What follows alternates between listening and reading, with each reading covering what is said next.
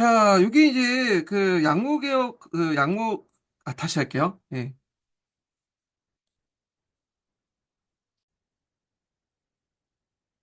자, 그 강무 양전 하기 전에 제가 그 강독하다가 좀 잘못 설명한 부분이 있어갖고 다시 할게요.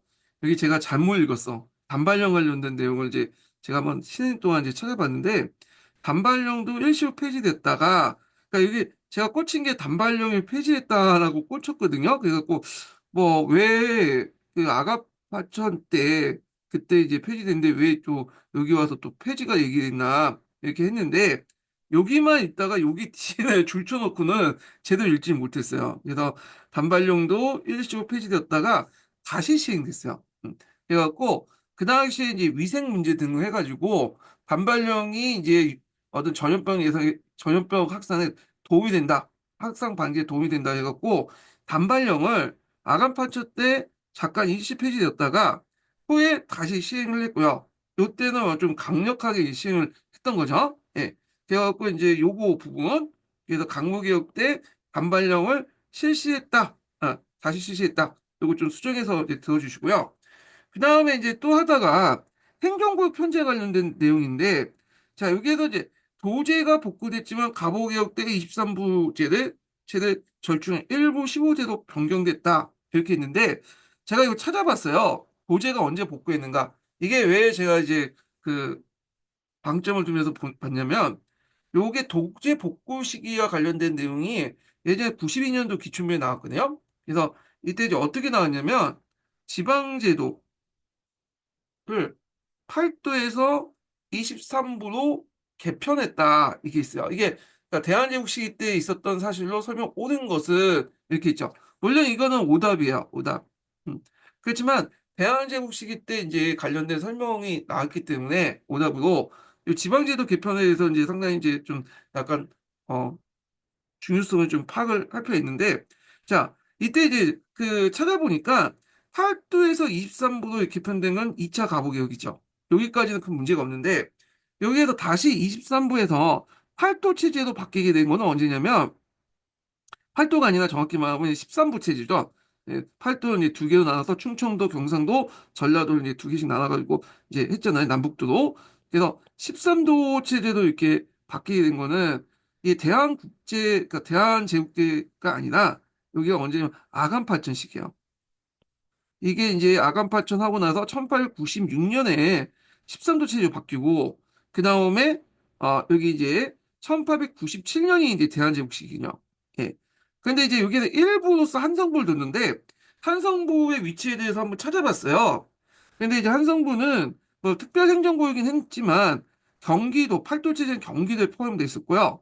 13도 체제 안에서도 경기도에 포함되어 있어요. 따로 이제 그 뭐냐면 일부 체제를 갖고 13도와 이렇게 분리하는 그런 체제는 없었다. 이렇게 보시면 될 것 같아요. 그러니까 13도 안에 일부가 있고 한성부가 있고 이 한성부가 특별 관리했다. 그래서 그 당시 이제 한성 판유 같은 경우에는 이제 그 종이품 당상관이었죠. 좀 다른 이제 그냥 관찰사보다 정이품이었죠. 관찰사보다 좀 품계가 높았다. 이 정도지.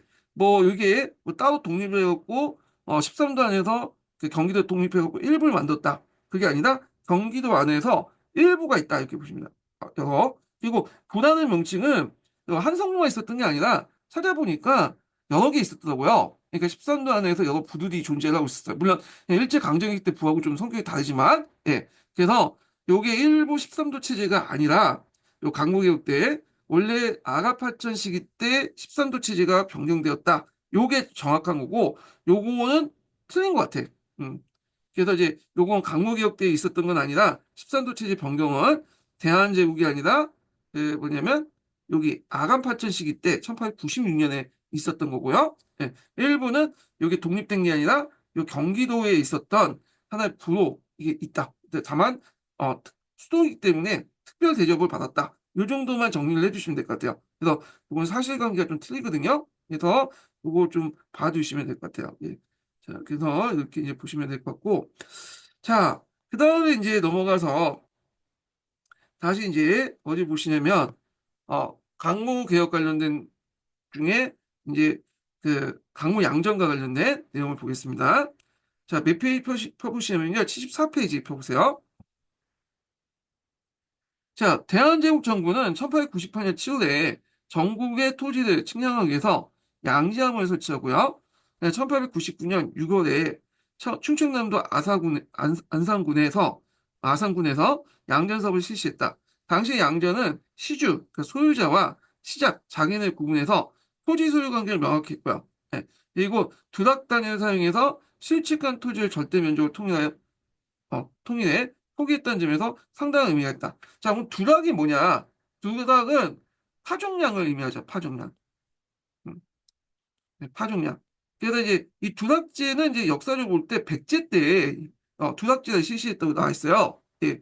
그래서 이제 있는데 파종량을 통해서 정확한 명령을 측정할 수 있다고 그래요. 예. 그래서 이제 이런 데에서 나오는 데 의미가 있는데 그래서 이 두락제 관련된 내용들, 파종량 관련된 내용이 그 심포샘에도 나와요. 근데 이제 주의할 것은 뭐냐면 두락 단위로만 한 게 아니에요. 예. 여기는 요게 처음으로 도입했다는 거고 종전의 결부제도 같이 했어요. 그러니까 결부와 그다음 파종량을 바탕한 두락단을 했다. 그래서 종전의 생산량 외에도 토지의 절대 면적으로 해가지고 통일했다는 데 의미가 있다는 거 이렇게 좀 기억을 해두시면 되겠습니다. 그래서 이제 요거는 이제 그 심부셈에 있는 내용은 좀 오주예요. 결부와 두락을 같이 사용했다. 네, 이렇게 보시면 될 것 같고요. 그다음에 이제 뒤에 1910년대 이제 일제가 했던 토지조사 사업 같은 경우에는 뭘 바탕으로 했냐면 이제는 지가를 기준했죠. 지가. 음, 지가는 이제 이건 지조법을 이제 그 하고 연결돼 있죠. 일본의 지조법. 그래서 그 당시 지세 오늘날 같이 공시지가 있죠. 이 공시지가를 기준해 갖고 세금을 부과했다. 이렇게 이제 보시면 되겠습니다. 그래서 결부 그다음에 결부 플러스 두락 절대 면적 그다음에 여기 보면 이제 지가 이렇게 이제 연결되어 있는 거야. 이렇게 변천 설정을 하게 되고요. 예. 자, 하지만 여전히 토지 문서가 가지고 있으면 토지 소유자를 인정받았기에 권력자나 외국인이 불법 소유한 토지 문제가 되었다. 여기에서 이제 여전히 토지 문서만 가지고 있으면 토지 소유자를 인정받았기에 권력자와 외국인의 불법 소유한 토지 문제가 됐다. 여기 왜 갑자기 토지 문서 우리가 이제 토지 문서는 지게만 생각하는데 그 당시에는 문계라는 것도 있었어요. 예. 이 문계하고 지게는 좀 약간 같은 토지 문서지만 달라. 문계 같은 경우에는 그 당시 마을 단위로 이제 이렇게 공동체 안에서 인정받는 어떤 사문서야, 사문서. 그래서 이것만 가지고 있기 때문에 이제 뭐냐면 이걸 가지면 그 마을 공동체나 어떤 그 지역사회에서 토지 소유를 인정받았거든요. 그렇기 때문에 권력자나 외국인이 불법으로 소유한 토지가 문제가 되었다.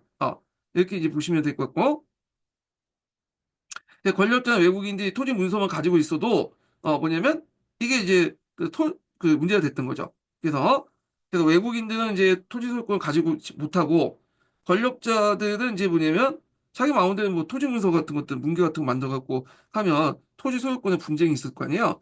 뭐 그래서 이런 것을 해결하기 위해서 정부는 1901년에 12월 달에 양절 중단하고 직계화문을 설치했다. 그러니까 토지 소유권을 명확할 필요 있겠죠. 그래서 종전에 문계만 가지고도 토지 소유권을 주장하다 보니까 문계는 뭐 그냥 사문서니까 누구나 다 위조해서 만들 수 있잖아요. 그러니까 권력자 외국인들이 이런 식으로 해서 불법을 만들거나 남의 토지를 이제 침식하는 그런 문제점 해결할 수 있죠. 그래서 국가가 인정하는 뭔가 토지 문서를 발굴할 필요가 있겠죠. 그래서 이때 이제 뭐냐면 지계를 발굴했다. 되는 거예요. 그래서 지계화문은 양지화문을 흡수 통합해 이 양지화문의 이제 업무를 이제 지계화문이 이제 대응을 하고요. 그래서 1902년의 3월부터 양전을 통해서 확인된 토지 소유자, 실제 소유자들을 정부가 그 소유권을 인정하는 지계로 발굴했다. 네. 그래서 그 앞에 있는 이 토지 문서는 문계라는 사문서고 그리고 위조가 가능하다. 이렇게 보시면 되고 이 지계는 정부가 공인한 토지 문서예요. 그래서 오늘날 이제 뭐하고 연결되냐면 부동산 등기 제도하고 연결된다. 이렇게 보시면 돼요. 동산 같은 경우는 물건에서 보면 동산과 부동산 있잖아요. 그러니까 그 동산 같은 경우에 우리가 이제 양도를 면 소유권 이행되는 거죠. 우리가 내가 뭐 볼펜 같은 것도 동산인데 뭐 누구한테 줬버리면 소유권 이전되잖아요. 근데 부동산은 주로 이제 토지라든지 임야라든지 이게 건물이라든지 이게 움직이지 않는 동산을 의미하잖아요. 그러다 보니까 이거는 이제 양도하는 게 아니라 보통 이제 사고 매매가 끝난 다음에 동사무소에서 등기를 해야지 국가부터 공인을 받고 인정을 받잖아요. 예.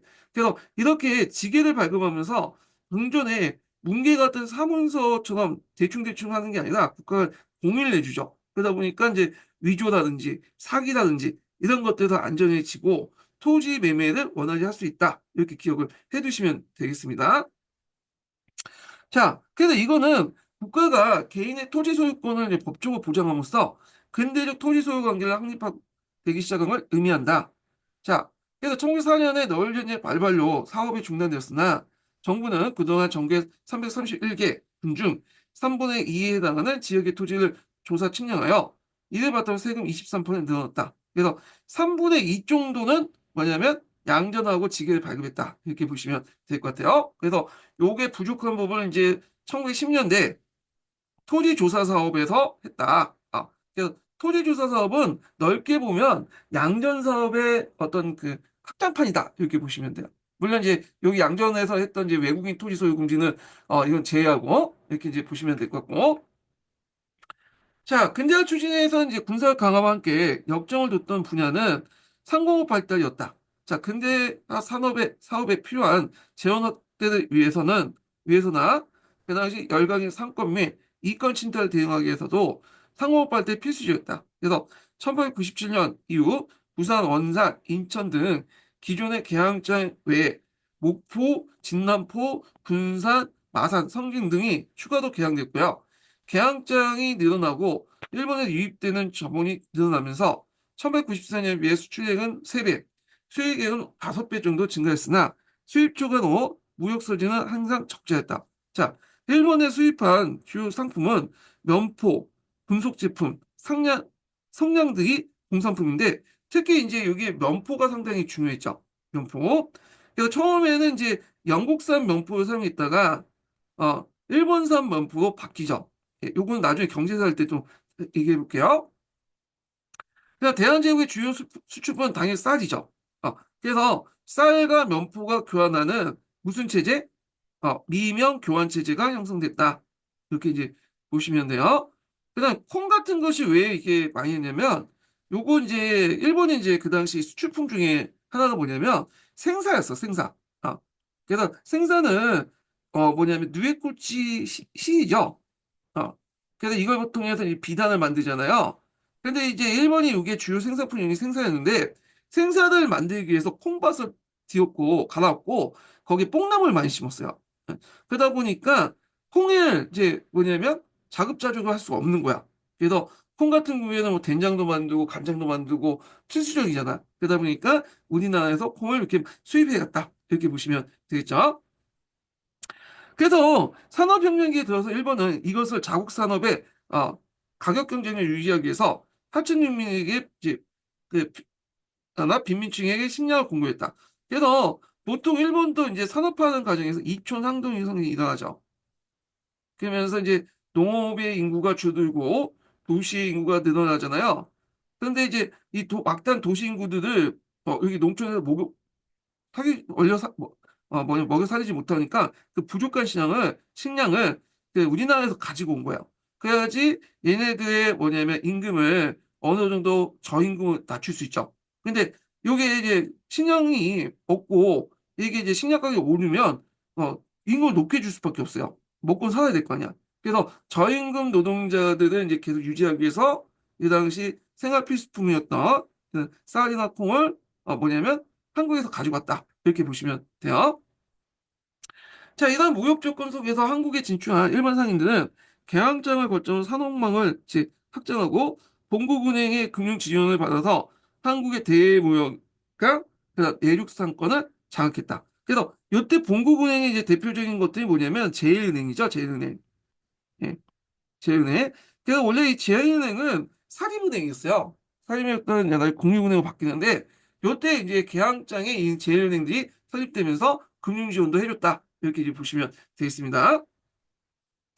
자, 이에 대응해 이제 공장이나 회사들 보조관계와 정부가 나서서 설립하거나 관료나 민간이 설립한 걸 장려하고 상공학교, 우문학당 등 관립 기술학교 교육기구를 설립하여 유학생을 파견하는 등 적극적인 상공 정책을 추진했다. 그래서 항시가 정부는 대규모 자금이 필요한 기간 사업에 직접 관여했는데 그 당시 이제 항성 전기회사, 철도 건설 사업이 대표적인 거다. 그래서 일종의 오늘날 말하면 뭐 국책 사업으로서 공기업 이렇게 이제 보시면 될 것 같아요. 그래서 항시는 1898년에 미국의 이제 헨리 포란과 헨리 보스턴 위가 합작해 한성 전기회사를 설립하죠. 그래서 이제 이 전기회사를 위해 설립하고 자체적인 발전기를 통해서 전차, 전등, 전화 산업에 독점권을 줬다. 자, 이를 통해서 궁고대 전화와 전등이 개설되고, 가설되고 서울 시내에 전차가 운행되기 시작했다. 또한 경인철도와 경부철도 등 일본이 부설한 것이기에 다른 철도만은 변선 제국식 정부가 주도하고 계획하려고 했다. 그래서 경인철도 같은 경우에 원래는 이게 서울과 인천 연결하는 철도잖아요. 나중에 좀 얘기했지만 이거 원래 미국이 이제 그냥 미국 회사가 갖고 있다가 일본한테 넘겼고요. 경부철도 같은 경우는 서울과 부산을 연결하는 철도죠. 그래서 원래 이거 일본이 이제 했던 건데 이 일본은 이 경부철도에 상당히 뭐냐면 진심이었어요. 예, 그래갖고 이 경부철도 주식회사나 일본 국책회사를 만들고 오늘날 뭐 국민주처럼 뭐 주식을 이제 발급하면서 국민들이 거기 사게 하도록 함으로써 자금을 상당히 이제 충당했죠. 여기. 그래서 이런 이제 간선도로 같은 경우는 대부분 일본이 부서했기 때문에 그 당시 간선도로 외에 지선도 있죠. 지선이나 경의선 뭐 이런 것들을 이제 주로 이제 해가지고 대한정부가 나름대로 노력을 내고 계획만 했어요. 네. 근데 계획했지만 제대로 된 건 없어. 다 왜냐면 자본이라든지 기술 이런 것들 이거 일본의 압력 때문에 실제로 이것도 제대로 못했다. 그래서 이제 우리가 생각하는 그 뭐냐면 지금 기본적인 철도망 십장 절도라고 하죠. 그거는 대부분 일본이 만들었다. 간선뿐만 아니라 그 옆에 있는 지선도 다 일본이 만들어 놓은 거야, 지금. 자, 그래서 이제 1898년 7월 정부 산하의 철도사를 설치해서 서울 목포 간의 철도 및 영남 지산의 어떤 철도 부서를 계획했는데 고종 경의철도는 반드시 자력을 부서하기 위해서 국내부 산하의 서부철도부를 설치했죠. 그렇지만 이제 당시에는 기술과 자본이 부족하고 일본의 강압으로 너울 전쟁 직후에 부설권이 일본 넘어가면서 한국의 간선철도는 모두 일본이 건설했다. 지선도 다 일본이 철도했죠. 간선이라는 것은 주요 뼈대가 되는 철도를 얘기하고요. 예. 여기 서울 중심에서 이렇게 십자형 있죠. 그래서 경원선, 뭐 이렇게 호남선, 그다음에 이쪽이 이제 경부선, 이제 경의선 다 일본이 만들었던 거죠. 그 외에 지선도 이제 만들려고 했는데 안 됐죠. 그래서 요건 나중에 저 철도 자주화 노력 관련된 할 때 좀 더 보기도 하고요. 자, 이 시기 때 회사 설립은 상인층보다 전현직 관료 또는 황제 측근이 주도했다. 그래서 여기 이제 그걸 관료 자본들이 주도했다고 보시면 돼요. 관료 자본. 네. 그중에 이제 대표적인 사람이 이용익이라는 사람 있죠? 이용익. 이 사람은 좀 외워두세요. 예전에 했지만 이 보부상 출신의 관료였어요. 예. 이 사람도 일종 근학파 출신이죠. 그래서 앞에서 말한 것처럼 근학파 안에는 신분이 낮은 사람들이 많았다고 했잖아요. 예. 자, 이제 이들은 기본적으로 대지주 출신으로서 상대적으로 큰 자본을 동원할 수 있었고, 관료에게 정부에서 자금을 지원받기도 했다. 자, 신기술 도입하거나 정보를 얻는 데도 유리했다. 자, 이 관료 여부는 은행 등 금융 분야에서 가장 먼저 진출했고요. 그래서 갑오개혁 때 조세 수치가 급락화되고 상업이 발달해 화폐 유통이 확대되었으나 당시 대한제국은 대규모 자본을 관리할 수 있는 금융기관이 없었다. 그래서 정부는 외액을 활용했다. 외액은 지방관리가 세금을 정부에 납부하는 대신에 상인 등 제3자에게 지급하면 지급받는 당사자가 상업 등을 활용했다가 정해진 길에 정부에 납부하는 제도다. 자, 이 외액은 예전에 시험 문제 나왔죠. 메가다 화폐가 중에 이 외액을 폐지한 내용이 있어요. 외액. 자, 이 외액은 뭐냐 하면요. 자, 일단은 여기에는 중앙이 있고 지방이 있잖아요. 그러니까 지방 관리들이 이제 그 밑에 이제 민들로부터 세금을 걷죠. 그럼 여기 중앙을 올려야 되겠죠. 근데 이제 이걸 이제 뭐냐면 그 당시에는 은행이 없었어요. 근데 지금이야 그냥 은행에 가서 뭐 이렇게 송금을 한다든지 아니면 스마트폰 켜고 그냥 뚝딱뚝딱 하면 이체가 되잖아. 근데 그 당시에 그런 게 없었어. 그러다 보니까 중간에 그걸 이제 중앙으로 이렇게 전달해주는 어떤 상인들이 필요하겠죠. 그래서 상인들이 그 역할을 한 거야. 상인들이. 그래서 정부와 연결된 상인들이 세금을 가지고 와서 중앙에 납부를 하는데 그럼 상인들이 그냥 해줬겠어요? 아니죠. 그래갖고 보통 이제 대충 이제 보면 세금을 이제 보통 뭐 3월 달에 걷어요. 그러면 이제 상인들 주면 상인들은 이걸 가지고 돌려. 이게 일종의 이제 그 단기 자금으로 돌리죠. 그래서 자기 운영 자금을 돌렸다가 이렇게 뭐 고지를 하거나 하여튼 뭐 잘 필요한 데 돌렸다가 뭐 11월 달 정도에 뭐냐면 이게 납부를 하는 거야. 그러니까 상인들 입장은 원금은 그대로 주지만 원금을 한 몇 달 동안 보관했어. 한 7달, 8달 동안 보관하잖아.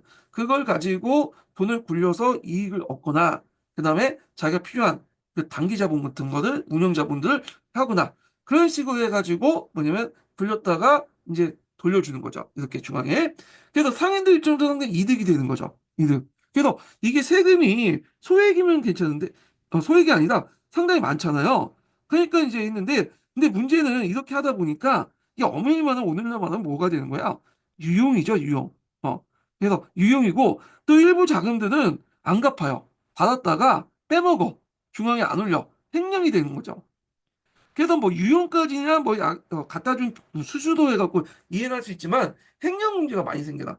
자, 그래서 이제 이런 것들 때문에 나중에 그 메가다 화폐 개혁 때 이 외액을 없애요. 그래서 그때 상인들이 일시적으로 타격을 받죠. 왜냐면 외액에서 걷어든 거를 그 정부 그 조세 수입을 가지고 제가 일시적으로 운영해서 운영 자금도 쓰고 이렇게 했는데 갑자기 이제 그게 없어지니까 운영 자금이 많이 없어지는 거잖아요. 그 어음 들어와도 이제 막지도 못하고 그러다 보니까 이 상인들에게 상당히 충격이 줬다. 근데 그 당시 메가다가 그걸 없앤 이유가 다 있다는 거. 유용해서 끝나는 게 아니라 횡령 자금이 많기 때문에 도중에 세는 자금이 많아요. 예. 그래서 이제 없앤 것 같아요. 예. 자, 하여튼 이 외액제도는 어떤 제냐면 일단 정부 입장 때는 잠깐 돈을 빌려주는 거기 때문에 조세 운반 비용을 절약할 수 있죠. 이렇게 상인들에게 상인은 또 이걸 가지고 건너주는 대신 수수료 받기 때문에 이게 운영하면서 이제 운영 수수 그 비용이 나왔거든요. 그게 수수료죠, 일종의. 그래서 조의 조세금으로 사업을 확장할 수 있었다. 하지만 외액을 담당한 상인들 농가도 조세금이 염체, 횡령 같은 폐해가 있다. 그러니까 유용뿐만 아니라 횡령이나 그다음에 지급이 좀 늦춰주는 기한에 늦춰주는 그런 문제점이 있었고 그래서 안 되겠다. 요 중간을 이제 딱 해가지고 이제 뭐냐면 중앙의 지방 세금을 중앙은행으로 이렇게 옮기는 뭔가 금융기관이 필요해야 되겠다. 해가지고 이제 그 당시 재정관리와 또 금융기관이 있으면 또 이제 빌려줄 수 있잖아요. 상공 육성도 할 수 있겠죠. 그래서 정부는 이런 이제 외액 같은 문제점에 생기는 이런 재정관리, 외액 같은 문제점을 해결하기 위해서 재정관리와 그다음에 아까쯤에 돈 같은 걸 빌려주는 은행이 상공진흥에서 이제 상공지역 금융지원을 통해서 은행 서열 절실해지자 전현직 관료나 대세인들에 의해서 조선은행, 그다음 한성은행, 대한천인은행 이렇게 있어요. 자, 여기 조선은행은 1897년에 만들어진 은행인데요. 요 조선은행은 뒤에 일제강점기 때 중앙은행에 있던 조선은행하고는 달라요. 예. 그래서 동명이사라고 할까요? 하여튼 같은 같은 명칭이지만 다른 회사야. 이거는요. 예. 그래서 있고 그다음에 이제 대한천일은행인가? 요거는 지금도 뭐 신한은행인가 저쪽으로 연결됐다는 은행인데 하여튼 뭐 그렇고 자, 은행등 금융기관이 정착되기 위해서는 화폐의 실제 가치를 안정을 보장받을 수 있어야 된다. 그러나 전환국에서 계속 백동화를 남발하면서 화폐에 대한 신뢰도 떨어지고 시장이 교란되었다. 자, 교정황제는 화폐 신뢰도 높기 위해서 서양 국가처럼 근본위 제도를 기반으로 한 화폐 조례를 이제 공포했다. 그래서 화폐 조례, 중앙은행 조례 이런 것들을 이제 공부를 하려고 했던 거죠. 그 당시에 이제 서양 국가들 대표적 그 당시에 이제 어, 금융의 중심지가 어딜까요? 영국이죠, 영국. 영국은 원래 은본이 이제 화폐제도를 실시했다가 근본이 태연제도 넘어가게 돼요. 그러니까 영국이 그 당시에 이제 금융의 중심지다 보니까 이제 서양 각국들도 영국에 따라서 근본이 태안이 이제 자리 잡기 시작했고 일본 같은 경우에도 이제 근본이 태안제도를 실시하게 되죠. 이게 정확한 연도를 제가 기억이 안 나는데 1894년인가 92년인가 그래요. 하여튼 그때 이제 하니까 세계적인 추세가 이제 이런 추세잖아요. 그러니까 이 우리나라도 이제 근본이 제를 태양제를 하자. 그래서 화폐 조달 같은 걸 공부를 했던 거죠. 자, 근데 이제 문제는 근본이 태양제도를 하려면 뭐가 있어야 돼? 금이 있어야지, 금. 어. 그러면 금을 예치시켜 놓고 이제 주는 거 아니야? 그 중앙은행에 예치시켜 놓고 지폐를 발행을 하는 건데 안타깝게 금이 별로 없었어요. 근데 우리나라도 저희 그 북한 지역에 오늘 북한 지역에 금강이 되게 많았죠.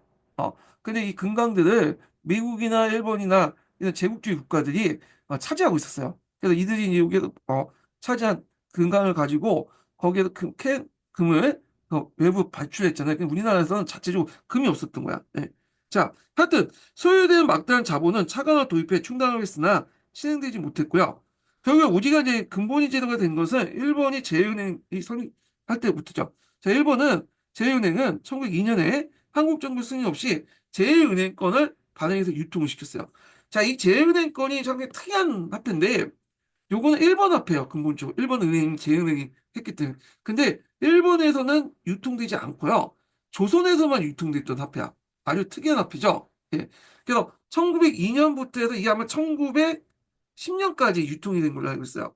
11년에는 이제 그 조선은행이라고 해서 제은행을 대체해서 이제 만든 중앙은행이 있거든요. 그래서 조선은행권이 이제 그때부터 뭐냐 발행되고요. 하여튼 1902년부터 1910년 정도에 발행됐던 은행이 제일은행권인데 제일은행권이 왜 발행됐냐 하면 그 전에 1890년대 초반인가요? 하여튼 초반 1892년인지 1894년인지 헷갈린데 하여튼 그때 일본에서 뭐가 이제 시작됐냐면 일본도 원래는 근본이 이게 복수 단위의 이제 뭐냐 통화 제도였는데 이게 근본이 태안제도 바뀌어요. 이 근본이 태안 제도를 바탕으로 태안 지폐를 발행하죠. 예난을.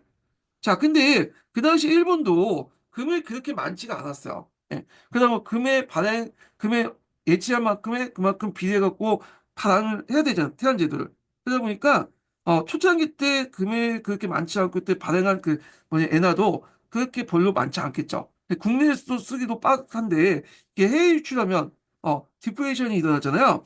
그러니까 엔화의 해외 유출을 막아버린 거야. 그러다 보니까 이제 문제가 좀 생긴 거죠. 그래갖고 그 당시 이제 일본이 그 한국의 이 금융 장악하면 그 자국 통화가 지금 나가지 못하니까 자체적인 어떤 특별한 일본이 발행한 뭐냐 통화가 필요했던 거죠. 그래서 제일은행권을 발행한 거야. 제일은행권을 그래서 요거와 연결시켜서 보시면 될 것 같고요. 예. 그다음에 그 당시 또 한국 정부도 그 당시에 이제 일본의 엔화를 또 쓰는 것을 또 금지시키는 조치도 했어요. 그다음 에 이런 것들이 맞물려 가지고 결국에는 일본의 제휴권이 만들어져서 또 뭐냐면 이렇게 복식할까. 처음에 너일 전쟁 때 일본의 제휴은행은 일종의 군포 사용하고 있다가 나중에 이제 메가다 화폐 때 일종의 이게 본위 화폐가 돼버린 거죠. 이거 나중에 좀 메가다 화폐 때 좀 다시 얘기하고요. 자, 이에 이 고종은 1903년 중앙은행 조례를 제정하고 자조고 금지금, 그러니까 중앙은행에 보관할 예치시킨 금이 있어야 되거든요. 그래서 모아서 정화를 발행할 계획을 세우고 이를 담당한 중앙은행을 설립했다. 그래서 이제 나름대로 화폐 조례나 이렇게 중앙은행 조례를 통해서 근본이 태안 제도를 만들었다. 라고 했지만 안 됐죠. 그렇지만 이 역시 노일 전쟁 때 발발로 중단되었다. 이렇게 보시면 되겠습니다. 자, 은행다운은 이제 그 관료자본이 이제 진출이 활발했던 분야는 교통운수회사였다. 뭐, 우체기선회사, 대동협동기선회사, 대동협동우선회사 등 정부와 밀접한 관련을 맺고 국내 대규모 회사를 속속 설립했다. 그래도 이거 회사 명칭 쓰라고 나올 수도 있어요. 예. 그래서, 그럴 경우 어떻게 하냐. 틀려야지 어떻게 해요. 이런 거 어떻게 해요. 자, 하여튼, 경부철도 공사 하청을 맡기 위해서 대한국내철도회사와 그다음에 대한경부철도역부 회사 등 토건회사도 속출했다. 이렇게 이제 있고요. 자, 제조업 분야에서 회사 설립은 상대적으로 부진했다. 그 대한제국 인공양장 협자회사. 그래서 대조선 대조선 점화 제사 회사 등이 설립했으나 기술력 부족하고 간세된 국가적 보호자치가 없어서 일본의 기계로 만든 제품을 넘어서 설만한 경제를 갖지 못했다. 자, 고한말 시대 경제 관련된 내용은 나중에 좀 설명하겠지만 그 당시에 이제 산업자본이나 금융자본이 우리나라에서 자체적으로 이제 관련된 기업들이나 은행들이 만들어졌잖아요. 근데 이런 자본들이 제대로 됐냐? 안 됐어. 왜냐면 일단 자본이 부족할 뿐만 아니라 기술이라든지 경영 기법이라든지 이런 것들이 잘 안 됐기 때문에 결국에는 실패하고 말았다. 그리고 상당수는 또 일본 기업에 통합되고 그랬죠. 자, 그래서 이제 이런 내용들 좀 기억을 해두시고요. 요 밑에는 뭐 각자 읽어보시고 마지막 줄 보겠습니다. 자, 고종황제는 국내부를 중심으로 재원을 확대해가면서 그 당시 이제 각종 근대적 시설과 제도를 도입하고 상호 발전을 시키려고 했다. 그래서 나름대로 이제 요구에 대해서는 그 식상업 정책, 정부 주도의 식상업 정책의 의의라고 볼 수 있죠. 그러나 이러한 노력은 당시 대한제국의 장본가, 아이고, 당시 이제 대한제국의 자본과 기술력 부족, 열강대 압력과 상권 침탈, 너일 전쟁 발발 때문에 큰 성과를 이어지지 못했다. 그래서 식상업 정책의 한계라고 볼 수 있죠. 식상업 정책은 강국개혁 중에 경제 파트 관련된 내용이에요. 예. 그래서 이 식상업 정책 관련된 내용도 그 푸셈에 있어요. 푸셈에 그래서 이제 국가 단위의 식상업 정책과 정부가 추진한 식상업 정책과 민간이 추진한 이제 식상업 정책이 있어. 실력 양성 운동 일환으로. 그래서 요건 제가 이제 예전에 읽었는데 이번에는 읽지 않을게요. 그래서 궁금하신 분들은 그것도 한번 읽어보세요. 이 부분도. 예. 자, 그래서 이제 이렇게 해서 이제 한번 대한제국 관련된 내용을 이제 좀 봤고요. 다시 이제 넘어가서 이제 어 일본의 침탈과 국권 피탈 관련된 내용 볼게요. 요거는 이제 일제 강점기 때 예전에 교과서는 이쪽 뒤에 뺐거든요. 요 부분은.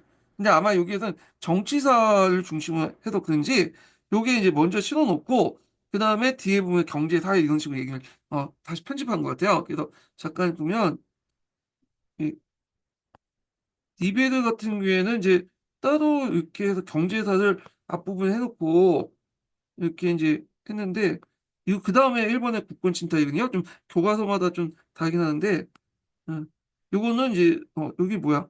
어, 지금 천재는 이렇게 있고 이 니베르가 아니라 이 시메스죠. 이 시메스는 뒤에 배치시켜 놓고 여기는 또 이렇게 앞에다 배치시켜 놓고요. 그 다음에 앞에서 이게 해남이고 이 천재죠. 이 천재는 잠깐 볼게요. 천재도 이제 여기 보니까 앞에다 배치시켜 놓았어요. 그래서 교과서마다 좀 다르긴 하지만, 예전에 일제강점기 부분에서 배치시켰는데, 여기는, 아니라 앞에서 구한말 앞부분에, 정치사 부분에서 이렇게 배치시켜 놨거든요. 그래서 일단은 요거 교과서 순서대로 한번 읽어야 되니까, 요거 한번 보겠습니다.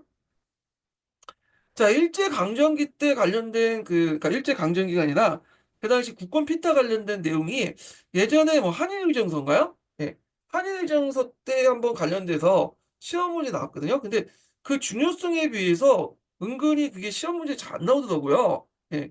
그래서 여기에서 뭔가 일사늑약이라든지 뭐 등등 여러 조약들의 어떤 내용들이 나와야 될 것 같은데 제 기억에는 그게 한일의정서 한번 나왔고 정리의병하고 관련돼 갖고 그 배경으로 한 번 물어본 적 있어. 그래서 그 중요성에 비해서 그 뭐냐면 시험에 잘 안 나오는 부분이긴 해요. 근데 나올 수 있겠죠. 일단 뭐 수능이라든지 그런데 한 수능이나 뭐 한국사 능력 검증 시험에는 많이 나오기 때문에 나올 가능성이 있어요. 자, 하여튼 내용 보겠습니다. 먼저 이제 동아교과서를 이제 볼게요. 132페이지 보겠습니다. 자, 너일 전쟁과 일본의 한국 지배를 인정하다. 이렇게 보시. 네. 자, 청일 전쟁 이후에 만주와 대한제국을 둘러싸고 러시아와 일본이 대립되었다. 자, 러시아는 아간팔전 이후 대한제국을 정치 영향을 확대했으며 압록강하구의 용안포 조처를 요구하면서 군사 시설을 설치했다. 이렇게 나와 있거든요. 자, 용안포를 조차 관련된 건데 그 당시 이제 말이 조차지 실제로 이제 뭐냐면 거의 점령했죠, 불법적으로. 예. 그래갖고, 그 당시 1903년에 용암포를 불법 점령하고 요 조차를 요구했어요. 그러니까 이제 일본이 항의를 했죠. 그래서 결국에는 좌절됐다. 이렇게 보시면 되고요. 자, 일본은 러시아를 견제하려고 영국과 제1차 영일 동맹을 맺었고, 자, 그 당시 영국 관련된 내용은 이제 예전에 얘기했죠. 영국은 19세기에서 20세기 초반에 일종의 그레이트 게임을 벌이고 있었어요. 그래서 세계 곳곳에서 이 러시아의 남하 정책을 저지하려고 했는데 극동 지역 같은 경우에 영국의 힘이 좀 모자란 지역이잖아요. 그러니까 일본을 끌어다가 뭐냐면 같이 협력하에 러시아를 막으려고 했던 거죠. 그래서 이제 제1차 영일 동맹을 맺었다. 그래서 이제 영국은 이제 청해, 일본은 한국에 특수한 이익을 가졌으며 삼국의 침해를 받을 때 서로 돕는다는 일종의 공수동맹적 성격을 갖고 있는 것이 제1차 영일동맹이죠. 예. 그리고 특히 영국은 청나라 같은 경우에는 영토 문제는 별로 이제 관심이 없었던 것 같아요. 물론 조차제가 있긴 했지만 홍콩 같은 저도 이제 영국 같은 경우에는 미국과 마찬가지로 경제적 어떤 이득을 이제 주 목적을 했던 거거든요. 영토적 그 하얀보다는 그래서 주로 이제 양자강 유역 있죠. 양자강 유역. 요 지역을 자신의 어떤 세력권으로 설정해 놓고 거기에 이제 뭐냐면 이득을 챙기려고 했는데 문제는 이제 러시아가 한반도를 장악할 경우에 그쪽 러시아의 극동함대가 이쪽으로 양자강 유역 쪽 내려와서 자신의 이해관을 건들 수 있는 거 아니에요? 자, 그러다 보니까 이 일본을 이제 뭐냐 전략적 파트너로 선택을 했던 어떤 배경 중에 하나죠. 거기다가 미국도 러시아에 대해서 상당히 어, 비우호적이었어. 지금도 그렇지만 영미는 그러니까 이제 앵글색슨 쪽 계통의 이제 나라들은 러시아에 대해서 안 좋게 생각하더라고. 그래서 요번에 트럼프가 좀 약간 푸틴하고 좀 친한 이제 액션을 했잖아요. 그런데 이제 다시 트럼프가 이제 우크라이나하고 강물협정 맺고 군사력 지원을 약속해 주니까 푸틴이 지금 발끈했죠, 지금 러시아가. 예. 자, 하여튼 이렇게 있고, 자, 이후 만주도 한반도를 둘러싼 러시아와 협상이 실패하니까 선전포고 없이 뭐냐, 인천의 러시아인들 기습 공격해서 널 전쟁을 일으켰다. 그래서 이제 여기는 많이 생략돼 있는데, 그 당시 이제 일본하고 러시아 간에 몇 번 협상이 있었어. 협상. 그래서 그 당시 이제 어떤 협상이 있었냐면, 이 당시 이제 러시아가 이제 좀 보면 대충 39도선을 기준으로 해가지고 협상이 몇 번 있었어요. 그래서 이 자세한 내용은 지금 여기 시민한국사에 있긴 있는데 여기 이렇게 대충 설명만 할게요. 중요한 내용은 아니니까. 자, 그 당시 러시아 같은 경우에는 1900년에 뭐가 있었죠? 의아단 운동이 있었죠. 의아단 운동. 그래서 의아단 사건 이후에 이제 그 당시 그 러시아가 뭐냐면 북만주 철도를 장악을 했죠. 그러니까 러시아가 북만주에 있다가 북만주에 동청철도가 있잖아요.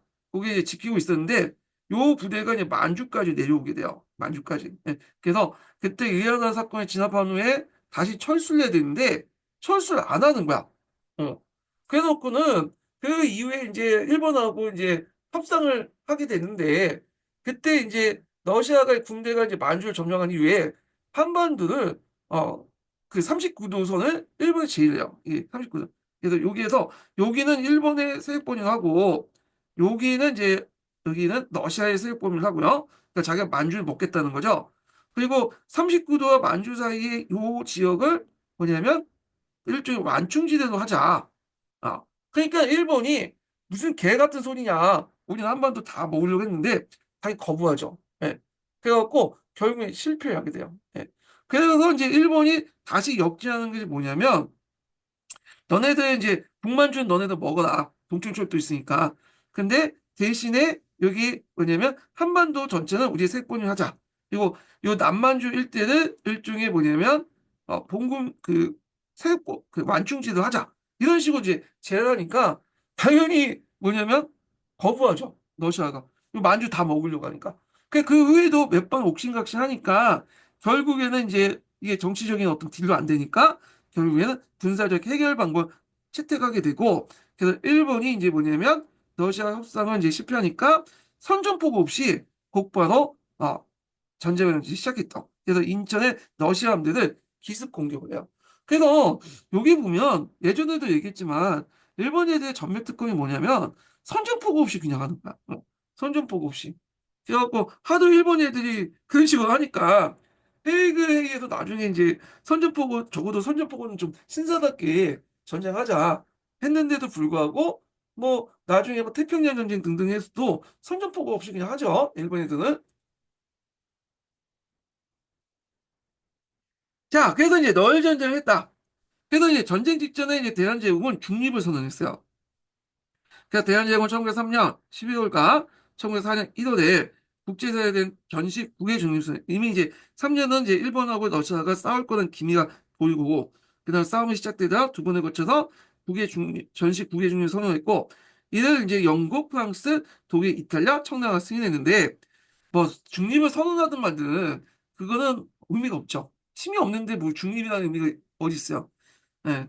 그래서 힘이 있어야지 그것도 중립을 지킬 수 있어요. 그래서 스위스 같은 나라들이 이제 영세 중립국이 될 수 있었던 거는 뭐냐면 자체적인 뭐를 갖고 있어요. 예. 군대도 갖고 있고 그래서 산세가 험하잖아. 그다음에 또그 스위스 프랑이라고 해갖고 그 당시 어떤 영향력 있는 화폐도 있었죠. 그러니까 독일이 2차 세계대전 때 스위스 그 공격하지 못했던 게 이게 스위스 프랑 때문이거든요. 예. 그래서 스위스 프랑을 계속 가치가 유지되려면 뭐냐면 피했기 때문에 왜냐면 독일의 마르크나 영국의 미국의 이제 달러나 이런 거는 전시국이기 때문에 화폐 가치가 떨어진 상태에서 그래서 남아있는 게 스위스 프랑에서 화폐 가치가 유지가 돼야지 독일이 스위스 통해서 제3국에서 여러 가지 물자도 가지고 오고 작물도 처리하고 그럴 거 아니에요. 예. 그래서 이제 스위스가 이제 뭐냐면 계속 중립을 침략 안 받고 중립을 유지할 수 있는데 우리나라는 뭐 그 당시에 대한제국은 개떡도 없었죠. 그냥 벌금도 없다 보니까 중립선언의 의미가 없는 거야, 그냥. 예. 자, 하지만 이제 이 일본은 이를 무시하고 인천의 군대를 이제 상륙시켰죠. 그리고 한성의 군대를 주둔한 뒤 전쟁에 필요한 요충지를 마음대로 이제 사용할 수 있는 내용의 한일 의정서를 뭐냐면 대한제국에 강요했다. 요 한일 의정서 관련된 내용이 예전에 기출문에 나왔죠. 이 부분이 한번 기출문에 나왔어요. 그래서 여기에서는 너무 간략하기 때문에 한일 의정서 관련된 내용을 좀 보면서 좀 하겠습니다. 보충자를 통해서. 자, 346페이지 펴볼게요.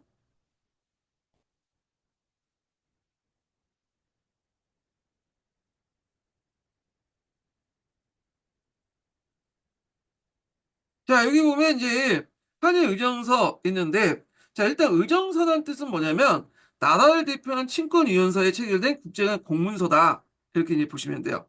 예. 그래서 친권이란 정권이요. 예.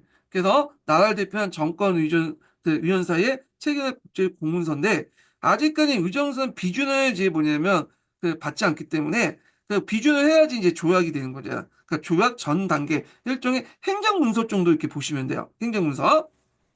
자, 그래서 이제 배경을 보면 이제 너일 전쟁을 위한 전략 요충지 수용과 그다음에 군사적 편의를 제공하기 위해서 했고요.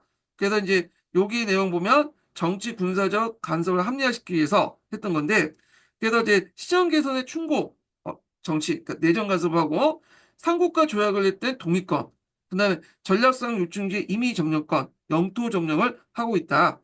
자, 그래서 이제 그 내용들 이제 요약한 걸 이제 보시면 될 것 같고 자.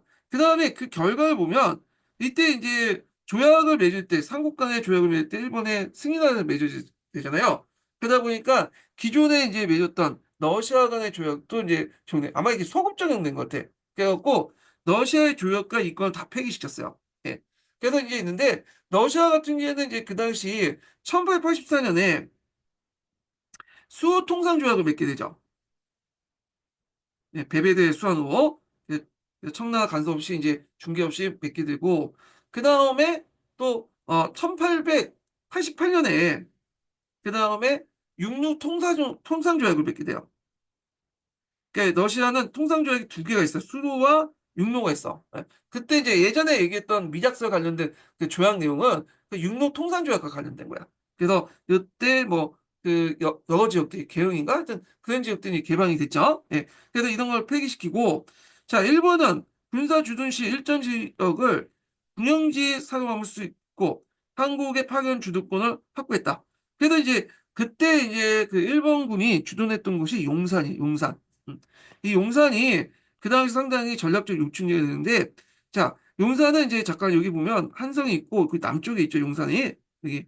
그래서 이쪽이 이제 지금은 그런데 메꿔졌지만 예전에 여기 용산 이쪽에, 어, 그, 용산 포구인가? 포구가 있었다고 그래요, 여기가. 그래서 여기가 배가 왔다 갔다 할 수 있는 어떤 중요한 요충지였나 봐요. 그래서 여기에서 이제 여러 가지 군사 물자나 이런 것들, 병력 이동이나 이제 쉽게 할 수 있는 포구가 있었다고 하거든요, 용산에. 그리고 이제 예전에 임진왜란 때도 용산에 이제 뭐냐면 일본인 왜군 지휘부가 있었고, 여기도 마찬가지로 여기 용산의 전략적 위치 때문에 용산에 그 당시 한국 주차 군사연구가 설치됐어요. 그래갖고 이 용산에서 이제 하고 나서 나중에 이제 일본의 조선군들, 예, 조선에 주둔하는 이 일본군들이 물러나고 나서 미군이 올 때도 용산에 이제 한동안 미군 기지가 있었죠. 예. 자, 그 다음에 이제 여기에서 주차 군사령 간의 국령을 공포할 수 있는 권한이 있는데, 그래서 이 국령을 통해서 한국 민간인들 위반자에게 사형을 비롯한 무거운 처벌을 내릴 수 있는 권한이 있다. 이렇게 있어요. 그 외에도 이제 뭐냐면 경부선과 경의선도 달라.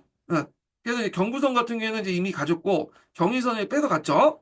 그러면서 이제 전쟁 기간 동안 이제 경부선, 경의선 빨리빨리 만들고 그때 이제 군용용으로 그러니까 민간 철도용이 아니라 정식으로 이제 개통한 게 아니라 군용 철도는 먼저 개통하고 나서 민간 철도가 이제 개통해서 정식 개통이 됐죠. 이건 나중에 좀 얘기하고요. 그 다음에 또 그 당시 또 이제 임의 점령권을 이제 바탕으로 그 당시 한국 정부에 항무지 개간권을 요구해. 우리가 너네도 항무지 개간을 해주겠다. 자, 그러니까 이제 이거에 대해서 보안회 같은 단체들이 이제 뭐냐면 반발을 해가지고 결국에는 실패했다. 보안회도 이제 되게 중요하죠. 예.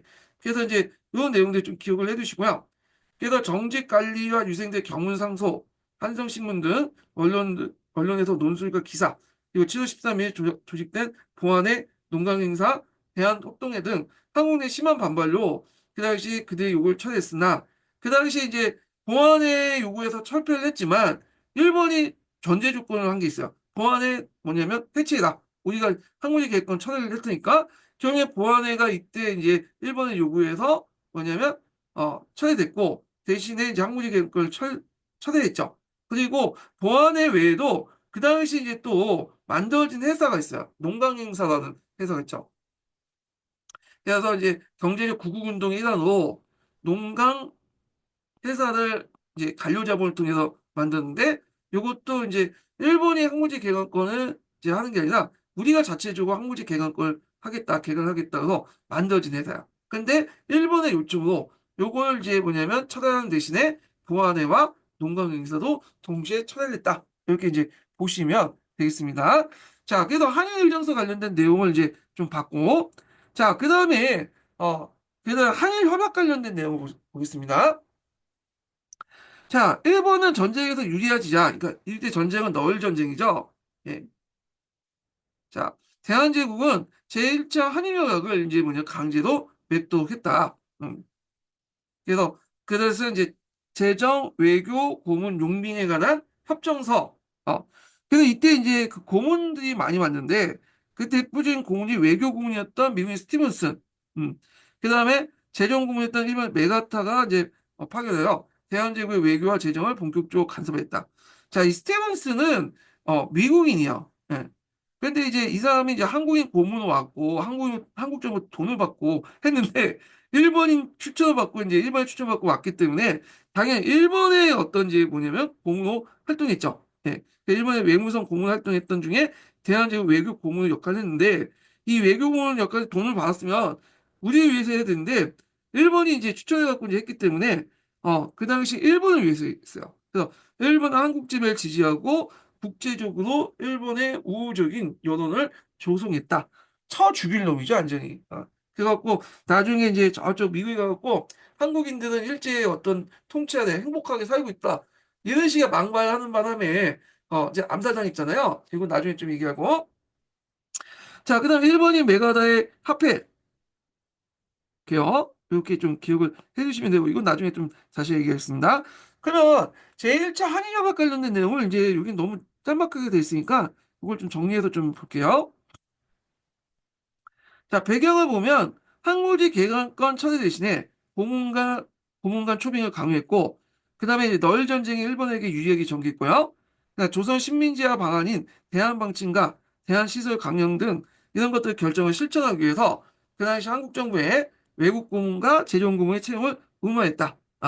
그래서 이제 이때 뭐 앞에 있는 한일 의정서에서 시정 개선에 관한 충고 조항을 근거해갖고 이제 이런 것들을 이제 했고 그걸 이제 구체적 명문화시킨 것이 제1차 1 한일협약이라고 보시면 되겠습니다. 자, 협약이기 때문에 이것도 엄밀히 말하면 조약하고 좀 구분하죠. 예. 그래갖고 일종의 행정문서라고 보시면 돼요. 행정문서. 예. 자, 행정협약이라고 보시면 되겠죠. 협약.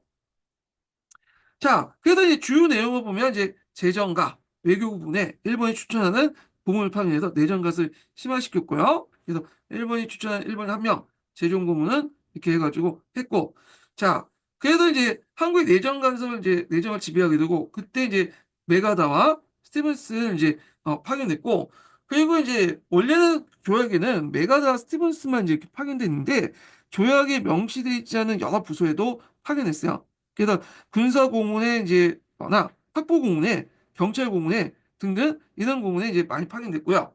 자, 그다음에 통제정치가 확대됐죠. 그래서 요때 이제 앞에 군사경찰제 좀 얘기했는데 잠깐 이제 여기 보면 주차 군사장관이 국령을 실시해서 이런 이제 군사 경찰 제도를 이제 실시했잖아요. 그걸 이제 뭐냐면 이때 시기 때는 더 강화됐어요. 네, 그래서 반일 활동을 억압을 했고요. 그날 전쟁 비용의 수타가 약탈해서 전쟁에 필요한 군용철도 건설 및 군사시설 구축, 군수품 소속 및 물자 조대 우상에 가까운 헐값 약탈에 충당했다. 그래서 그 앞에 한일 의정서에 있는 내용을 근거해서 이 당시 한일 협약에 관련된 내용을 할 때 뭐 행정각서 같은 부속각서를 통해서 이런 것들을 이제 했다. 이렇게 이제 보시면 되겠습니다. 자, 그다음에 이제 제일 중요한 그 뭐냐면 어 일사늑약을 이제 보죠. 근데 이 일사늑약 하기 전에 일본이 이제 국제적으로 그 당시 그 조선의 지배를 인정받기 위해서 미국하고 영국과 따로 이제 조약을 맺었죠. 그걸 통해서 먼저 국제적인 어떤 승인을 받았던 거죠. 예. 자, 동해전의 승리로 동해전은 이제 어디냐면 여기에요. 예. 러시아 발트하는 데인데 요걸 좀 설명을 하면요. 요거 하기 전에 두 번째 인증번호 알려드릴게요. 두 번째 인증번호는 28번이야. 28번. 자, 러시아는 이제 극동 지역에 여기 블라디보스토크가 있죠. 여기 극동함대가 있었어요. 근데 이 극동함대는 주요 함대가 아니라 규모도 좀 작고 그리고 주요 함대가 어디냐면 발트해 연하에 있었던 발트 함대요. 보통 러시아 같은 경우에는 이 부동항이 별로 없잖아요. 블라디보스토크나 카라리그란드나 거기 지역이나 별로 없거든요. 그래서 이 카라리그란드인가 거기 칼라리그란드 그 지역에 발트 함대가 있었죠. 그래서 이 발트 함대가 그 당시 이제 칼라리그란드가 아니다. 이거는 그 나중에 2차 세계 때 뺏겼던 거고 하여튼 그 발트한 데가 발트의 부근에 있었거든요. 상트페테르부르크에 있었다. 거기에 이제 있었던 함대가 발트 함대인데 발트 함대가 주적이야. 그래서 일본이 이제 싸우려면 발트 함대를 이동할 필요가 있는데 제일 이제 손쉽게 이동할 수 있는 부분이 어디예요? 수에즈 운하죠. 근데 수에즈 운하는 영국이 장악하고 있었잖아요. 그래서 그러니까 수에즈 운하를 통과하지 못하고 주로 이제 어디로 가냐면 저쪽 이제 뭐냐면 아 그 남아프리카 지역에 그 심항공을 도와가지고 이렇게 이제 갔어요. 그러니까 상당히 뭐냐면 먼 시간을 가지고 운송비도 상당히 많이 들고 하죠. 그리고 그 당시에 또 함대는 석유가 아니라 석탄을 움직이잖아. 그러니까 중간에 석탄을 공급받아야 되거든요. 근데 거기 아시아 그 아프리카에 있는 그 식민지들은 독일 식민지는 별로 없어요. 영국 그다음 프랑스 식민지니까 요게 기항을 삼아서 석탄도 공급받지 못하고 식량도 공급받지 못한 상황에서 간신히 꾸역꾸역 뭐냐면 그 희망공을 도와서 일본 쪽으로 갔죠. 그 정부가 다 뭐냐면 영국이나 이런 영국의 정부기관들이 일본에 다 알려줬고요. 그래서 일본은 당장히 이제 뭐 보급이라든지 뭐냐면 여러 가지 이제 만비된 상태에서 여기에 딱 대한해협을 기다렸다가 러시아 발트한 데를 그냥 보고 공격했던 거죠. 결국에는 뭐냐면 일본 함대에서 대패를 했다. 그래서 여기 동해해전 이렇게 이제 보시면 되고요. 예. 이거 스시마해전, 대한해협해전 이렇게 하는데 요즘은 동해해전이라고 부르네요. 예. 자, 그래서 이 동해해전의 승리 잡은 일본은 미국과 가서 템프트 미약을 맺게 돼요. 그 다음에 영국과 제2차 영일 동맹을 맺어서 이 한국에 대한 지배권을 인정받았다. 그리고 이제 나중에 러시아에서 이제 승리하고 나서 포츠모스 조약을 이제 맺게 되죠. 그러면서 너일 전쟁이 끝나고 한국에 대한 지배권 인정받았다. 그래서 예전에 한번 시험 문제에 그 뭐냐면 가스텐푸트 미약 한번 그 선지로 나왔고요. 그다음 포츠모스 조약은 우리나라하고는 관련이 없지만 중국사에서 한번 나왔죠. 중국 근현대사에서. 예. 그래서 뭐 시모세키 조약하고 포츠모스 조약은 이게 한중에 러시아가 다 관련돼 있는 거잖아요. 그러니까 이제 요걸 좀 분석을 할 필요가 있어요. 자, 그래서 이제 이렇게 있고요. 그다음에 이 부분을 이제 일단 한번 보죠. 여기 가사 템프트 미약 관련된 내용을 좀 볼게요.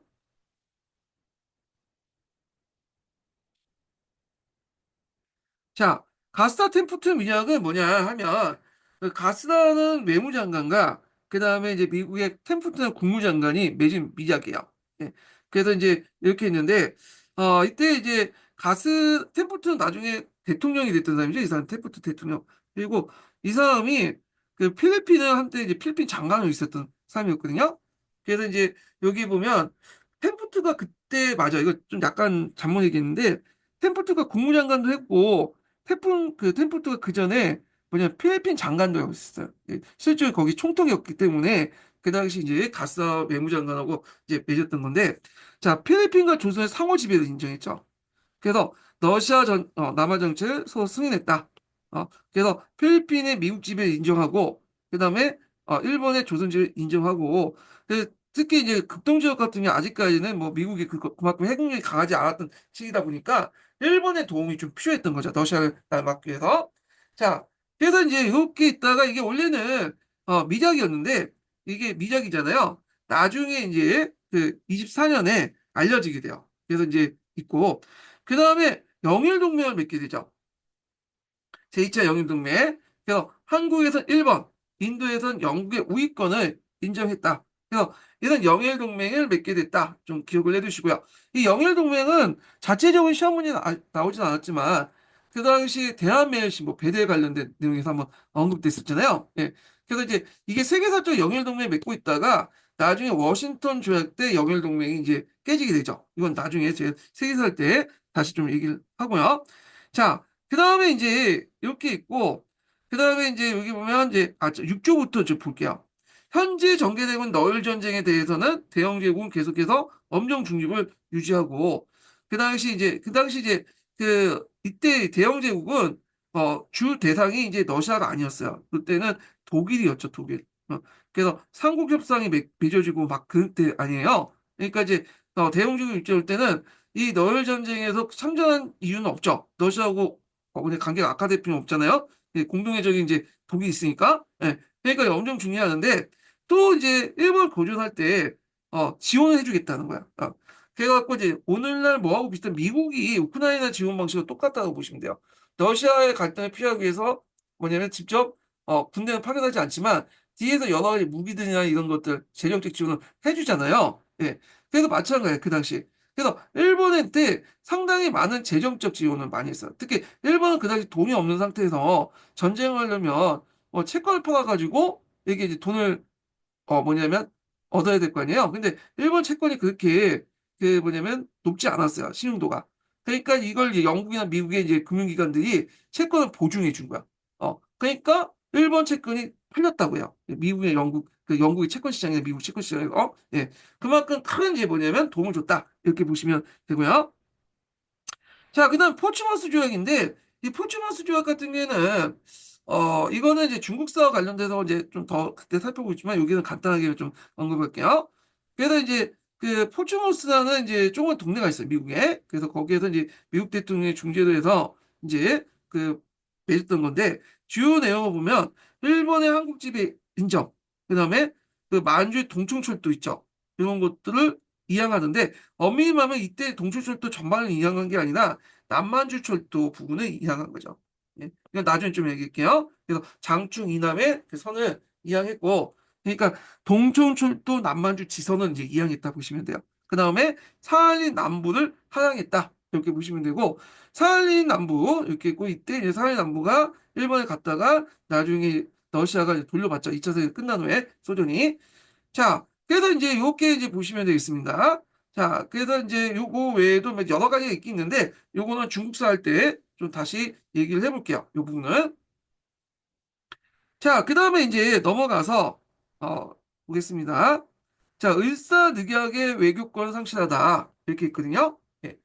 그래서 제가 이제 배울 때는 이 을사늑약이라고 하지 않고 을사조약, 제1차 한일 협약이라고 했어요. 예. 왜 이렇게 명칭이 왔다 갔다 하냐면 그 당시에 이제 조약의 명칭이 그 당시 없었어요. 예. 그래갖고 나중에 이제 을사년에 맺었기 때문에 을사고 국가 간의 공식적인 이제 비준을 거쳐서 맺었기 때문에 조약이다. 이렇게 했는데 근데 이 조약이 이제 문제가 있죠. 이게 강제로 맺은 거 아니에요. 그래서 그 당시 이제 그 고종의 그 뭐냐면 도장을 못 찾으니까 박재순이라는 사람이 이제 외무장관 직위를 찍고 한 거 아니에요. 그러니까 정권을 받지도 않은 상태에서 그러니까 절차상의 문제가 있다고 해서 이건 조약이 아니라 강제로 맺은 약속이다. 그래서 을사늑약이라고 하죠. 요즘에는 을사늑약을 이제 많이 사용하죠. 자, 그래서 내용을 보겠습니다. 자, 포츠머스 조약 체결 이후에 일본은 이토 시도부를 파견해서 궁고를 군대에 포위하고요. 일사오족을 앞세워서 일방적 일사늑약을 발의하여 선포했다. 그래서 이제 일사오족 관련된 내용이 이제 어디 있나 얘가 여기 있죠. 그때 이제 했던 이완용, 박재순, 이근태, 이지용, 권주영 이렇게 있고 그래서 일사년에 맺은 억지는 조약인데 여러 가지 조약상 문제점이 있다. 그래갖고 이제 그 강압적인 방법으로 이제 했고 그 다음에 고종의 이제 제일 중요한 그 당시 이제 최고 통수권자인 고종의 도장이 없고 대신에 박재순의 외무 장관의 도장만 있는 거죠. 자, 그래서 이제 절차상 이게 조약이 아니다 이렇게 이제 해갖고 했던 건데 자, 그래서 이제 이걸 계기로 해가지고 을사늑약대에 이제 을사늑약으로 대한제국 일본 외교권을 빼앗기고요. 그래서 한성에는 일본 정부를 대표 통감을 설치했다는 거야. 그래서 그때 초대 통감을 맡던 것이 이토 시도무이죠. 그래서 그 당시 초대 통감을 부임하여 대한제국의 외교를 장악했으며 내정까지 간섭했다. 자, 고종은 이때 이제 헐버트를 이제 파견해서 헐버트는 유경공원에 이제 그 교사로 왔죠. 그래서 거기에서 이제 조사 활동을 하다가 또 고종하고 친해가지고 고종의 여러 가지 그 일도 도와주죠. 그래서 우리나라 독립을 상당히 지키는데 주권을 지키는데 큰 역할을 했던 외국인이에요. 예. 그래서 참 착한 사람이에요. 예. 그래서 이제 이 사람이 그 당시 이제 미국에 보내었어. 그래서 그때 대통령이었던 시어드 루즈벨트한테 이제 고종의 친서를 좀 이렇게 했지만 그 당시 시어드 루즈벨트는 아쉽게도 이제 일본하고 친했죠. 그래갖고 그 시어드 루즈벨트가 전형적인 제국주의자거든요. 그래갖고 이제 뭐냐면 어떤 마인드를 갖고 있었냐면 그냥 남이 쳐들어올 때 주먹 한 번 이렇게 휘두를 수 없는 근데 나는 도와줄 필요 없다. 왜 우리가 조선을 도와주냐? 일본하고 친해서 러시아를 막아야지. 그래서 그런 마인드를 갖고 있었어. 그러니까 1910년대, 20년대까지만 해도 미국의 여론이나 그 미국 사람들은 일본을 되게 좋아했어요. 20년대 후반부터 이제 약간 틀어졌긴 했지만 자, 그래서 이제 이렇게 해갖고 했고 자, 이후 이제 고종은 헤이그에 열린 만국평화에 의해 특사를 파견했어요. 자, 거기에서 일산득약의 불법성을 알려고 했지만 들어가지도 못했죠. 왜냐면 우리나라가 지금 외교권을 그때 박탈당했기 때문에 결국에는 이렇게 들어가지 못했다. 이렇게 보시면 되고. 자, 여기에서 좀 더 추가할 건 뭐냐면 헐버트가 이제 일산의 무역을 이제 알려고 했던 그 근거가 됐던 게 뭐냐면 조미수 통상조약이에요. 조미수 통. 근데 여러분들 거중 조정 조약이 있잖아요. 그래서 그 거중 조정에 따라서 미국에 중재를 요청했는데 이게 이제 미국하고 이제 우리나라가 이 해석의 차이에서 동상이몽이죠. 미국 입장일 때 이거를 어떻게 외교적인 수사에 불과했다. 그냥 외교에서 친밀감을 다들 그냥 수사에 불과한 거지 어떤 이제 구속력이 없다. 근데 우리나라는 이걸 일종의 공수동맹으로 이제 해석한 거다. 근데 객관적으로 볼 때는 미국 말이 맞아요. 우리가 좀 약간 그 당시에 국제법에 대한 어떤 상식이 없어서 그런 것도 있어요. 예. 자, 하여튼 이런 것도 있다. 이렇게 이제 보시면 될 것 같고. 자, 그 다음에 이제 요 관련된 내용을 좀 약간 더 자세히 살펴보겠습니다. 이 내용을 정리를 해보면요. 자, 제2차 한일협약, 일사늑약이라고 부르는 그런 것을 보면, 자, 이 주요 내용이 그 밑에 있고요. 자, 강압적 광복이었다. 그래서 이제 요 관련된 내용을 제가 여기 밑에다가 적어놨어요. 예. 그래서 한번 읽어보세요. 여기. 예. 자, 그 다음에 내용을 보면 대한제국 외교권을 일본이 장악하고 서울에 통감을 설치한다. 그 내용도 있고. 그래서 이제 통감의 의무는 한국의 외교권만 하는 걸로 돼 있지만 실질적으로는 지휘 감독권을 다 행사했죠. 예. 그래서 제1인자라고 보시면 돼요. 예. 자, 그 다음에 통감국이 이사청 관청을 제정을 공포했다. 그래서 이제 그 당시 지점에 이사청을 설치했다. 그래서 이런 거는 이제 통감이 한국의 내정 장악을 의도한 것이다. 이렇게 보시면 되고요. 자, 일단 이제 결과를 보면 통감부는 준식민지화 정책 이권 침탈을 시작했다. 그러니까 우리가 이때부터 보호국이 되잖아요. 예. 그래서 식민지는 아니지만 식민지와 비슷한 그런 처지가 있죠. 약간 이제 요거와 비슷한 그 당시 이제 나라가 이집트 같은 나라, 이집트, 뭐 이란 이런 나라도 한때는 이제 영국의 이제 이런 그 보호국간의 외교권이나 이런 것들 뺏겼잖아요. 이런 거. 자, 그래서 이제 이때 뭐 경찰 기구가 강화되고 지방행정제도 변경되고 일반 참여관이 배치되고 기관산업 장악하고 그다음에 지방금융조합을 선입하고 등등등 이런 것도 있었다. 자, 그다음 외교권이 상실되면서 한국인의 여권 발급 사무 및 것을 다 일본 영사관에 양도했어요. 그래서 한국에서 지금 영사관, 대사관 이렇게 파견했던 걸 다 철수하고 그 업무는 일본 영사관이 했다. 이렇게 보시면 돼요. 그리고 한국 주재 외국 영사관이 아니라 이건 공사관이에요. 예. 참, 공사관이 철수됐다. 예. 그래서 그 공사 같은 경우에는 이제 주로 대외적인 업무, 국가 간의 업무를 담당하는 게 공사잖아요. 그래서 이 공사관은 철수됐어요. 근데 영사관은 남아 있었죠. 영사관은. 왜냐하면 한국 주재에 그래도 이제 외국인들이 있으니까 이 외국인들 관리 감독할 수 있는 영사가 필요하잖아요. 그러니까 영사관 자체가 뭐 여러 가지 여건이라든지 이런 것들 관리하잖아요. 자기 그 남의 나라에 있는 우리 자국민들의 여건 같은 거나 편의를 봐주는 것이 영사이기 때문에 영사관은 존재했어요. 그래서 이거 연결돼서 보면 1907년에 정리조약 때, 정리의병 때 자, 그 당시에 이제 뭐냐 의병들이 그 영사관에 찾아서 이제 이 부당성 그걸 이제 한일 합방 그러니까 한일 늑약의 부당성을 외치고 우리 교전 단체 인정해달라고 한 것도 이 공사관이 아니라 영사관이었어 영사관. 그리고 이제 외교권이 상실됐기 때문에 간도 협약이 체결되죠. 그래서 이거 나중에 좀 얘기하고. 그래서 이때 이제 뭐 여러 가지 이제 을사적 저항이 있었죠. 이제 민영학 같은 사람은 고종과 2천만 동포에 보낸 유서를 남겨 자살했고 조병세도 자결했고 그다음에 홍만신, 송병성 등등등 이렇게 순교했다. 그래서 이제 이렇게 있고 자, 민영학이 되게 유명하죠. 이 사람. 그래서 민영학을 비롯한 민실족들이 되게 부정부패가 많았는데 민영학만은 그래도 좀 약간 호의적으로 평가받던 것이 뭐냐면 막판에 죽었죠. 자결됐잖아. 예. 자, 그 다음에 민주의 저항도 있었죠. 학생 동맹화 상인, 철시 투쟁 뭐 등등이 있었고 그 다음에 이제 언론들 항상신문 장지한의 시가 방송되고 그 다음에 이런 것도 있는데 이거는 나중에 언론할 때 좀 얘기하고요. 그 다음에 그 오족 암살단 다 그런 것들 만들고 그다음 고종의 저항 오면 제2차 만국평화의 해금 일사 헐버트를 통해서 미국 정부의 의사조약 무효 전을 전달했다. 이렇게 보시면 되겠습니다. 자, 요거는 한번 읽어볼게요. 여기 758번을 보겠습니다. 자, 격범계 군주로서 무능했지만 자신의 지위와 권력에 대한 매우 민감해 고종에 대한 평가요. 자, 독립투표 만민공동의 운동 등 민권 신장에 늘 경계했고 대한민국 신부의 창간에 지원해 반일 언론 활동을 부추겼다.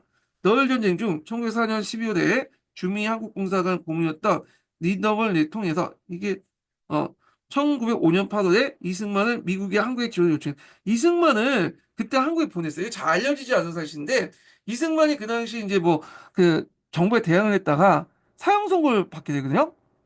그래갖고 이때 한동안 옥에 이제 갇혀요. 가둬고 있는데 이때 옥에 갇혀 있던 이승만이 할 일이 없으니까 이 기독 그 뭐냐 영어를 많이 공부해요. 예. 그러다 보니까 그 당시 영어를 좀 했어. 그래서 나중에 이승만이 영어 좀 잘한다고 하니까 다시 이제 뭐냐 감형해주고 풀어줬죠. 그래서 대신에 미국에 가서 한국에 지원을 요청하도록 했던 거죠.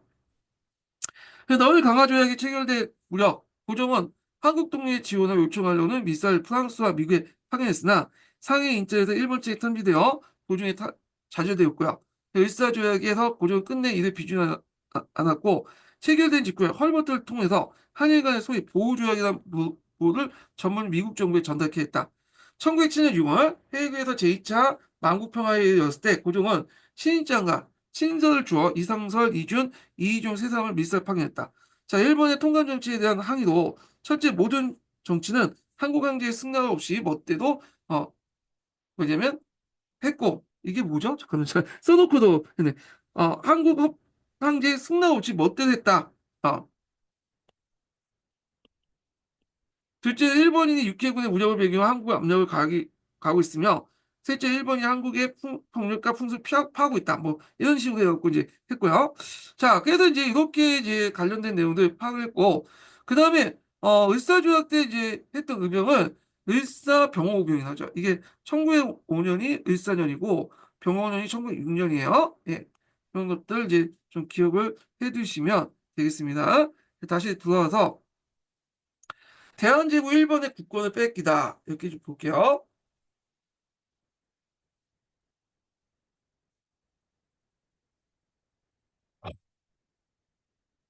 자, 여기 보면 이제 일본의 해외가 특사의 파견을 구실로 고종에 이제 뭐냐면 강제로 퇴시켰다.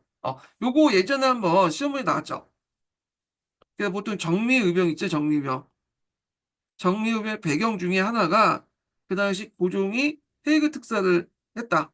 해가지고 있고 대신에 이제 순종을 이제 뭐냐 즉위시켰죠. 예.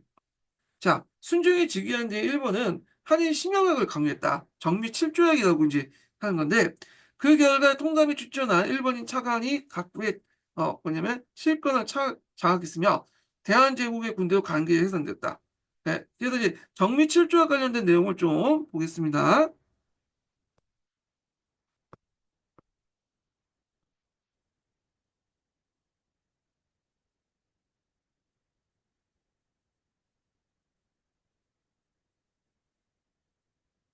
자, 한일 신야가 그다음 정미 7조약이라고 이제 불렸던 그 내용을 보면요.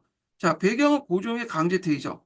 여기서 순종이 즉위했고, 그래서 입법권, 행정권, 관리 임용권을 다 이제 장악한 거야. 그리고 이제 그 당시 차관을 다 일본인으로 그 뭐냐면 했기 때문에 차관 정치자죠. 그다음에 군대 예산을 이제 했다. 이 군대 예산은 그다음 한일 신약의 본 조약에 있는 건 아니고요. 부속 조약이 있어요. 이거는 비밀 조약이 있죠. 부속 조약에 있는 내용, 부속 협약인가 하여튼 그 협약에 있는 내용이다. 이렇게 보시면 되고. 자, 그래서 이제 그 결과 입법권이 이제 통감부에서 가지고 있기 때문에 그 당시 각종 법령을 이제 제정하게 되죠. 그래서 통감부에서 제정한 이제 법들 보면 보안법, 학회령, 신문지법, 신문지 규칙 관련된 사립학 규정 이런 것들이야. 이런 것들이 이제 후에 이제 일제 강점기 때도 계속 연결되죠. 자, 그래서 내정 간섭 및 문화 개방 운동을 탄압했고, 그 다음에 부속각서를 통해서 그다음에 군대 강제 해산을 했다. 그래서 이 중에 일부가 뭐 의병화됐는데 정미 의병이죠. 예. 그다음 고문제도를 폐지하고 이때 고문은 뭐 사람 붙잡고 때리고 그런 건 아니고 그 앞에 고문을 뒀다고 했잖아요. 고문은 이제 폐지시켜. 왜? 차관을 하면 되니까. 내각의 차관이 다 일본으로 교체됐고 그다음에 주요 요직들 경무공장이나 세무사 같은 것들은 다 일본에 임명했다. 자, 그래서 이제 요게 있고요. 그 다음에 넘어가서 자, 이후 이제 대한제국은 일본은 대한제국의 사법권과 경찰권을 차지했다. 그래갖고 이제 사법권 관련된 내용은 기후각서죠. 1909년 7월 달에 기후각서를 이제 뭐냐면 해서 했다.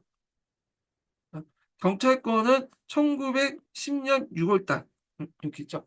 자, 그래서 이제 결국에는 이제 1910년 8월 22일 일본군과 경제 삼엄한 경계 속에 항일 병합 조약을 맺었다. 자, 여기에도 이제 항일 병합인데 요거는 그냥 가치 중립으로 그 당시 썼던 것을 그대로 쓴 거예요. 예. 근데 이제 병합이라는 말을 왜 썼냐? 요거는 그 당시 없었던 거죠. 일본이 이제 우리나라를 이제 먹으려고 하니까 하에 합방 조약이라고 하면 좀 그래. 합방이라는 건 1대1로 이제 이렇게 하는 거잖아요. 그러니까 일본 생각해도 이거는 좀 아닌 것 같아.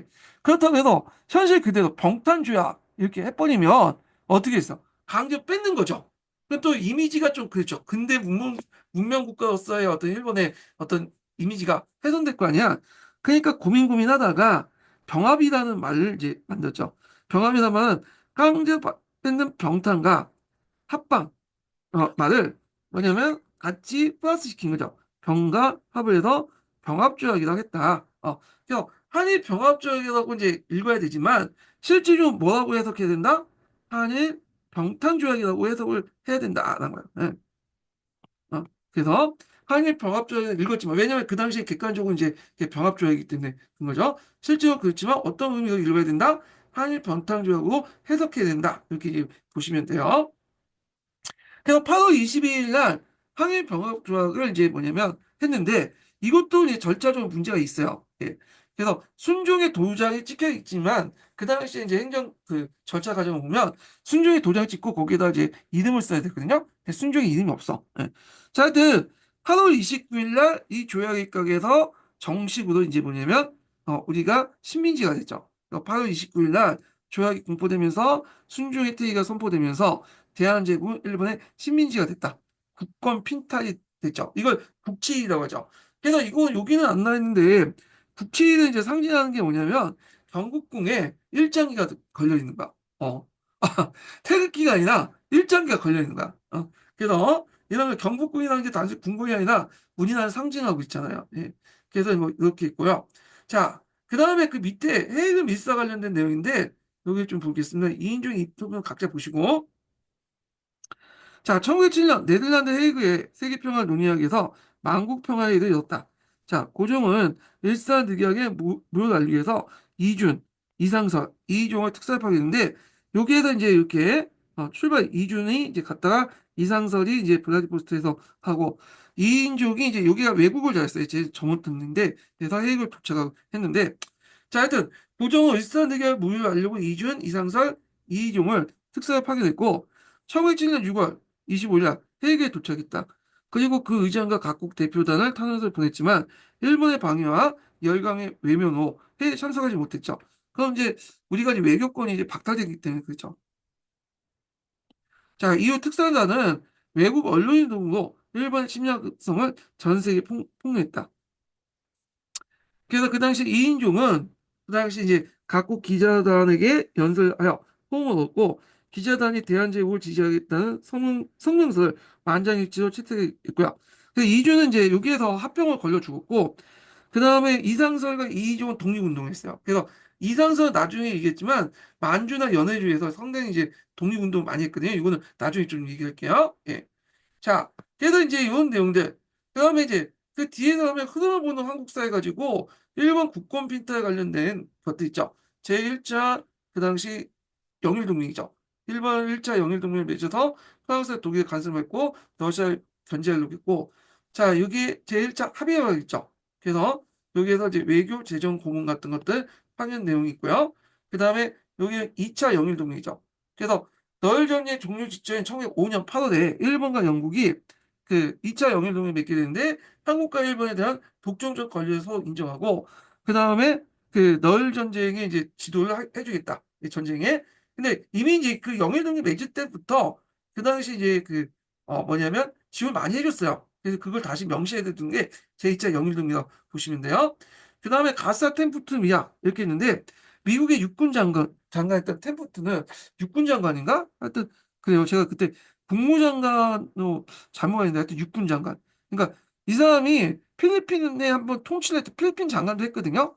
그러니까 육군 장관이 맞을 것 같아요. 아까 저 필리핀 장관이라고 했는데 육군 장관이라고 좀 알아두시면 될 것 같아요. 그냥 그렇지만 이제 예전에 필리핀에서 총독을 했어요. 이 사람이요. 예. 자, 하여튼 일본 가스사 수상과 대하에서 사견임을 전제로 한국의 지배를 인정했다. 가스사 템프트 미약 관련된 내용이죠. 가스사가 수상이었나? 외상 아니었나? 자, 중요한 건 아닌데. 자, 하여튼 이렇게 있고요. 자, 그 다음에 이제 불법성. 이것도 시험 문제 나올 수 있죠. 일산운영이 왜 불법성이냐? 앞에서 이제 최종적 비준하는 사람이 있는데 보통 이제 비준은 조약을 이제 맺고 최종 도장을 찍고 결정하는 게 비준 아니에요. 자, 근데 이때 이제 최고 통치자가 누구였어요? 고종이었죠. 그러니까 고종 끝까지 일산의학을 비준하지 않았으며 체결에 참여한 관리도 보조인 위임장을 받지 못했죠. 예, 정권이 없어. 그래서 여기 보시면 알겠지만 그 박제순의 도장만 있는 거죠. 자, 일본은 일사늑약을 합약이라고 표현한다. 하지만 외교 주권을 넘기는 이제 중요한 사항은 조약을 통해서만 국제법상 상식이다. 뭐 이렇게 있고, 뭐 이런 내용이 있고, 강제로 체결됐다는 거. 그래서 이제 중명전에 그 뭐냐면 이렇게 가둬놓고 강제로 체결시켰잖아요. 뭐 이 등등. 그래서 이제 이런 것들이 이제 내용을 이제 보시면 될 것 같고요. 예. 자, 이런 내용들 보시면 되면 되고, 그 다음에 포츠머스 조약은 그 뒤에 있죠. 그래서 요것도 한번 읽어보시고, 그 다음에 을사늑약 관련된 내용들, 그래서 요거 있고, 앞에 경호를 포위하고 대신들 위협해서 을사늑약, 경호는 덕수궁이죠. 예, 덕수궁에 보면 건물도 여러 개 있는데, 중명전이니까 거기에서 이제 했을 거예요. 예. 그 다음에 그 한일신협약 정리 7조약 관련된 내용 있죠. 그래서 여기 보면 본조약에는 없지만 이게 부수각서? 부속각서라고 하셨나? 하여튼 부수각서에 한 그 군대 해설 명시했다. 부수각서, 부속각서 이렇게 음, 이게 똑같은 말인 것 같아. 따를 숫자니까 맞을 것 같아요. 예, 하여튼 부수각서, 부속각서에 군대 해설 명시했다. 이건 비밀 조약이에요. 비밀. 는 예, 그래서 이렇게 있고 한일병합조약에서 이제 있고 한일병합조약의 불법성. 아까 말한 것처럼 도장은 있는데 이게 뭐냐면 사인이 없죠. 예. 그래서 이제 1910년대에 10년 이완용과 대다국제 조약을 체결하고 서명 라인했는데 병합 조치로 순정의 비준을 대신하고 있다. 순정 어세만 찍혀 있고 서명이 없다는 거. 그러니까 어세의 날인만으로 순정의 비준이 이루어졌다고 할 수 있다. 그리고 한성의 대포까지 해서 강제로 체결됐다. 이런 것들. 그래서 여기 보면 일본 왕의 서명이 있는데 서명이 없죠. 네, 이런 것들 이제 기억을 해두시면 돼요.